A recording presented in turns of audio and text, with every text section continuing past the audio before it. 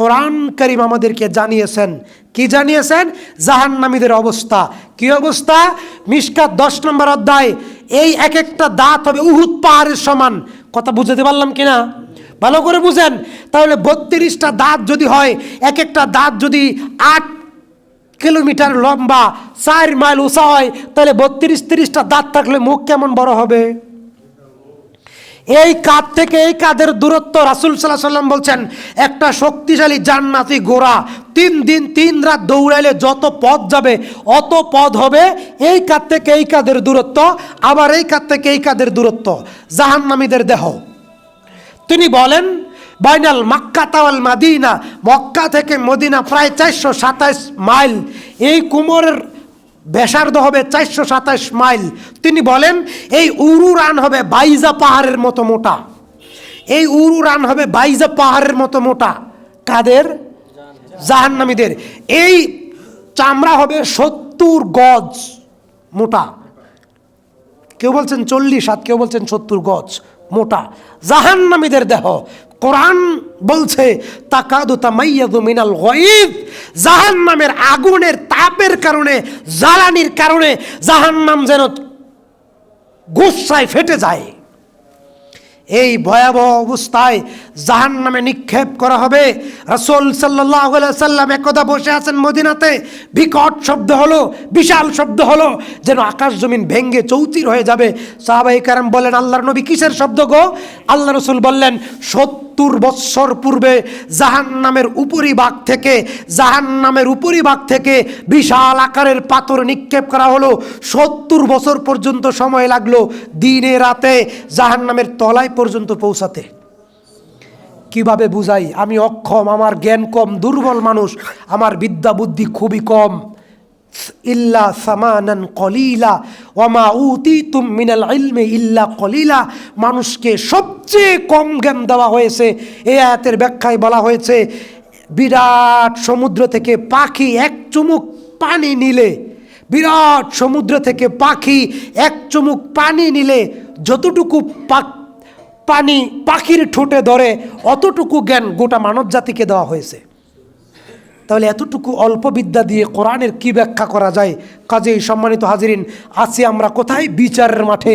এবার আপনাকে জাহান্নাম বুঝালাম। জাহান্নাম বুঝানোর পর এবার আসুন আমরা বিচার কার্যে যাই। বিচার কার্য শুরু হবে।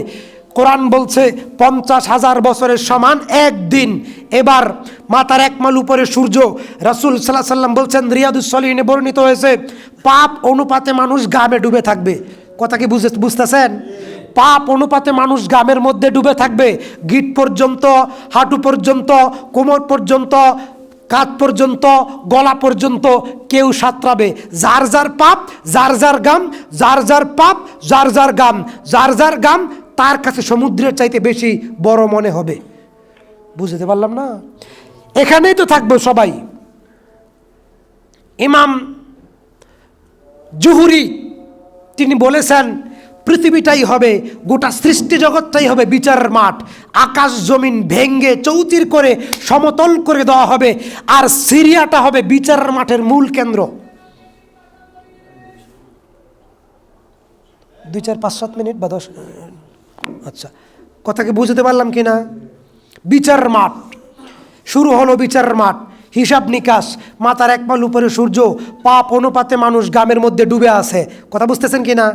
এবার সবাই উলঙ্গ অবস্থায়, নবী রাসূল, নারী পুরুষ, পীর ওলিয়া উলিয়া বুজুর্গ সবাই উলঙ্গ অবস্থায়। আবার কারো মাথা নিচে, পাও উপরে। বিপদ, কঠিন বিপদ। হাদিসে বলা হয়েছে এই জমিন পুরে তামার মতো হয়ে যাবে। এই জমিন পুরে তামার মতো হয়ে যাবে। কি অবস্থা! মানুষের জ্ঞানের বাইরে। হাজার হাজার বছর চলে যাবে, বিচার শুরু হয় নাই। বিচার এখনো কি হয় নাই? শুরু হয় নাই। বিচারের মাঠ এক পর্যায়ে মানুষ ক্লান্ত হয়ে, পরিশ্রান্ত হয়ে, দুর্বল হয়ে দাঁড়িয়ে থাকতে থাকতে থাকতে থাকতে দুর্বল হয়ে যাবে। তখন মানুষ সবাই মিলে পরামর্শ করবে, চলো আমরা একটু কারো কাছে যাই, দেখি কেউ আজকে আল্লাহর কাছে আমাদের ব্যাপারে সুপারিশ করতে পারে কিনা। জান্নাত দাও, জাহান্নাম থেকে মাফ করো, এই সুপারিশ না। কি সুপারিশ? হিসাবটা যেন শুরু করে। হিসাবটা যেন শুরু করে। সবাই মিলে পরামর্শ করে বলবে, এই যে তিনি তো আদম আলাইহিস সালাম, গিয়ে বলবে আনতা আউয়ালু আদম, আপনি পৃথিবীর প্রথম মানুষ। খলাকাল্লাহু তাআলা বিয়াদিকা, আল্লাহ তাআলা আপনাকে নিজ হাতে সৃষ্টি করেছেন। আমরা আপনার ওরসজাত সন্তান, কি বিপদে আছি আমরা, আপনি দেখতেছেন না? আল্লাহ তাআলা আমাদের উপর যেন হিসাব নিকাশ শুরু করেন। আপনি একটু বলেন, আপনি আল্লাহকে বলেন। তখন আদম বলবে নাফসি নাফসি আনালাস্তুলাহা আনালাস্তুলাহা, আমি নিজে বাসি নিজে বাসি। কেন? কি পাপ? হে আদম লা তাকরাবা শাজারা, এই গাছের নিচে যাইও না। আদম একটা অপরাধ করেছিল, আদম বলবে আমি পারবো না, বাদ। আর চরমনায় পীর বলছে জাহাজ নিয়া মুরিদদের জন্য ময়দানে থাকবে। আমি 1 ঘন্টার জন্য ক্ষমতায় গেলে সমস্ত পীরদেরকে আগে জেলখানায় বন্দি করতাম। সম্মানিত হাজিরিন, আদম আলাইহিস সালামের বেল নাই, টাইম নাই, শেষ। গ্রামের ভাষায় বুঝাচ্ছি, তিনাকে আমি ছোট করে কথা বলতেছি না, বিপদ বুঝাচ্ছি। তারপরে যাবে নূহ আলাইহিস সালামের কাছে, গিয়ে বলবে আপনি পৃথিবীর প্রথম রসুল, আপনি আমাদের জন্য আল্লাহর কাছে সুপারিশ করুন। নূহ আলাইহিস সালাম বলবে আমি পারবো না। আমি কি করতে পারবো না? আমি পারবো না। তিনিও একটা উজর পেশ করবেন। সংক্ষেপে বলছি, গিয়ে বলবে আপনি তো ইব্রাহিম আলাইহিস সালাম, মিল্লাতা আবিকুম ইব্রাহিম হুয়া সাম্মাকুমুল মুসলিমিন, আপনি পৃথিবীর প্রথম মুসলিম, আপনি খলিলুল্লাহ, আপনার দোস্ত, আপনি আল্লাহর দোস্ত, আপনি আমাদের জন্য আল্লাহর কাছে সুপারিশ করুন, যেন হিসাবটা শুরু করে। তখন ইব্রাহিম আলাইহিস সালাম বলবেন জি না, আনা লাস্তুলাহা, আমি নিজে বাসি, নাফসি নাফসি। তার পাপ কি? তিনি সব মূর্তি ভেঙ্গে বড় মূর্তির কাঁধে কুঠাল রেখে বলছিলেন বাল কাবিরহু হাজা, যে সবগুলোর মধ্যে এটা বড়। কিন্তু বিষয়টা এমন না, তিনি বুঝাইছেন সব মূর্তিদের মধ্যে তিনি বড়। আরবিতে বলা হয় তাওরিয়া, কথাটা ঘুরায়া বলা।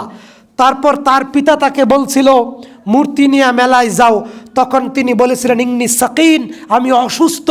আসলে তিনি শারীরিক অসুস্থ না, মানসিক অসুস্থ। রাস্তার মোড়ে মোড়ে বাংলাদেশে মূর্তি আছে না নাই?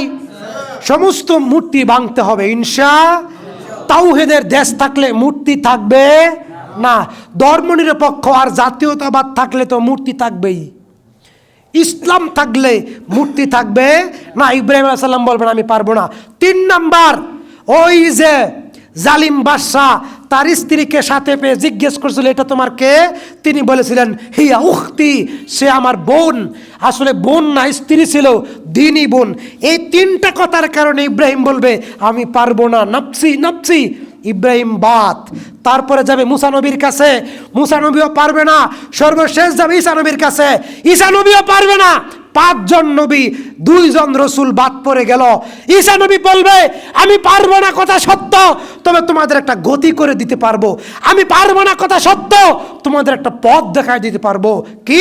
ওই যে মুহাম্মদ সাল্লাল্লাহু আলাইহি সাল্লাম, সমস্ত আদম সন্তান, সমস্ত মানব জাতি, আরশে আজিমের ডান পাশে মাকামে মাহমুদ, গিয়ে বলবে আনতা মুহাম্মদ, জি, ওমা আরসালনাকা ইল্লা রাহমাতাল লিল আলামিন, আপনি গোটা জগৎবাসীর জন্য রহমত, আপনার উপরে নাজিল করা হয়েছে শ্রেষ্ঠ কিতাব, আপনি পৃথিবীর সম্মানিত রসুল, সমস্ত নবীদের নবী, সর্বপ্রথম জান্নাতে আপনি যাবেন। আপনি দেখতেছেন না আপনার উম্মত সহ আমরা গোটা জাতি কত বিপদে আছি? হিসাবের কথা বলতেছি। সম্মানিত হাজিরিন, হিসাবের কথা বলতেছি। ইউসলিহ লাকুম আমালাকুম ওয়া ইয়াগফির লাকুম ওয়া ইদখিলকুম জান্নাহ, আমল সংশোধন করো আর তওবা করো, আল্লাহ মাফ করে জান্নাত প্রদান করবেন। আপনি দেখতেছেন না আমরা কত বিপদে আছি? ফাখিরু সাজিদান, তিনি সিজদায় পড়ে যাবেন। কোথায়?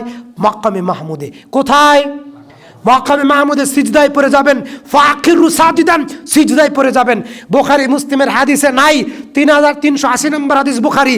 কত কাল থাকবে, কত বছর থাকবে, কত দিন থাকবে কথা নাই। কোন ভাষায় তিনি সিজদায় আল্লাহর প্রশংসা করবেন সেটাও নাই। শুধু হাদিসে বলা হয়েছে ফাখিরু সাজিদান, সিজদায় পড়ে যাবে। বিচারের মাঠ বলছিলাম। দীর্ঘকাল আল্লাহর প্রশংসা করার পর আল্লাহ তাআলা সন্তুষ্ট হবেন, রাগ কিছুটা কমবে। আল্লাহ বলবেন ইয়া মুহাম্মদ, হে মুহাম্মদ, ইরফা রাসাকা, মাথাটা উঠাও, সালতু উতা, বলো কি চাও, ওয়াসফাতু সাফা, সুপারিশ করবে, তোমার সুপারিশ কবুল করা হবে, তুমি সুপারিশ করো। কোন দাড়ি চাচা উম্মতের জন্য? গণতন্ত্র ধর্মনিরপেক্ষ মতবাদের আদর্শের উপর প্রতিষ্ঠিত উম্মতের জন্য? বিড়িখোর, জর্দাখোর, বাবাখোর আর জমিনের দালালখোর মুসলমানের জন্য? নিট অ্যান্ড ক্লিন, স্বচ্ছ পরিচ্ছন্ন বিশুদ্ধ মুসলিম, হানিফা ওয়া মা আনা মিনাল মুশরিকিন, বিশুদ্ধ সুন্নত বিশুদ্ধ ঈমানের অনুসারী যদি হতে পারেন।